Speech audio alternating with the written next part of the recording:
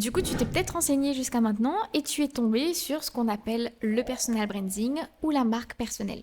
Tu t'es dit, tiens, ça a l'air de résonner avec ce que j'ai envie de faire. Partager mon histoire, mes expériences, faire infuser ma personnalité, mon âme dans mon propre business. Exploiter tout mon potentiel dans mon propre business. Faire ressortir donc ta personnalité, tes passions, tes attraits, tes forces, tes atouts. Donc, tu as sûrement suivi des formations qui t'aident à le faire. Ou en tout cas, qui étaient censées t'aider à le faire.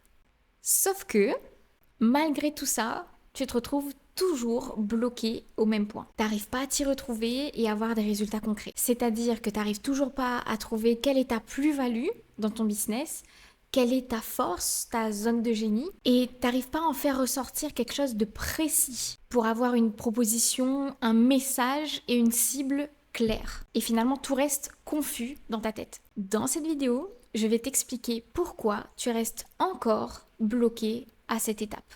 Hello à tous, pour ceux et celles qui ne me connaissent pas, je m'appelle Alexandra, je suis entrepreneuse depuis 6 ans maintenant et aujourd'hui j'accompagne les entrepreneuses qui se sont toujours senties comme le vilain petit canard ou le mouton noir, deux termes qui illustrent finalement la même chose. J'aide donc ces femmes à identifier précisément ce qui leur a valu des critiques et à transformer cette singularité, cette différence en leur plus grand atout pour se positionner, pour impacter et pour vendre plus et à leur manière. Avant de te donner la solution à ton problème, j'aimerais rapidement te parler de mon histoire pour que tu puisses comprendre pourquoi j'arrive à décrire ta situation avec autant de détails. En fait, c'est parce que je l'ai moi-même vécu. Depuis toute petite, j'ai toujours été cataloguée comme le vilain petit canard. Ça s'est fait autant ressentir du côté de ma famille, peut-être de façon maladroite et pas forcément mal intentionnée, mais c'est quand même l'effet que ça a créé.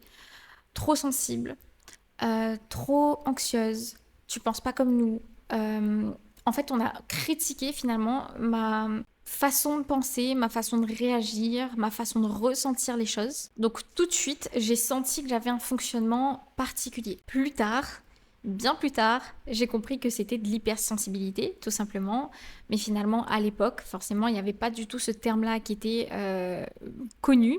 Donc, t'imagines bien que pour l'identifier, c'était quasiment impossible. Plus tard, ça s'est fait ressentir avec mes amis. Donc, finalement, c'était tout mon cercle proche qui s'y mettait, ou en tout cas avec qui je me sentais pas du tout à ma place. T'es pas comme nous, t'es vraiment trop différente. Tu t'exprimes pas comme nous, t'aimes pas les mêmes choses que nous. Et finalement, j'étais vue comme la fille chiante, rabat-joie.